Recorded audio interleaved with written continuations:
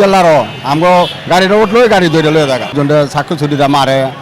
আমরা আরেকজন যাত্রীর সাথে কথা বলবো, এই রোডে সবসময় যাতায়াত করে এমন একজন যাত্রীর সাথে এই মুহূর্তে কথা বলবো। আমরা জানতে চাইবো তার নাম। আঙ্কেল, আপনার নামটা কি? আমার নাম আনাল শিকদার। আনিল শিকদার, আপনি কি এই রোডে সবসময় যাতায়াত করেন? হ্যাঁ, সবসময় অনেকদিন ধরে যাতায়াত, আমাদের বাড়ি এখানে যাতায়াত করি, কিন্তু এই রোডের মধ্যে আমরা 8টার পর ওই এই ডাইতাম আর কি, এই গাড়ি নেগা এই লোকজনদের সাক্ষী ছুটিটা মারে। এই গাড়ি মনে করেন 2-3টা গাড়ি গেছে এদিকে, ঠিক আছে, মানে আমরা যাতায়াত সব অসুবিধা হয়। অসুবিধা হয়? হ্যাঁ। এই বিষয়ে কি প্রশাসনকে কখনো অভিযোগ করা হয়েছিল? না, অভিযোগ করি না, প্রশাসন আমরা ভাই না, প্রশাসন ভাই না, তারপর বলছি তারা আর কিছু বলে না।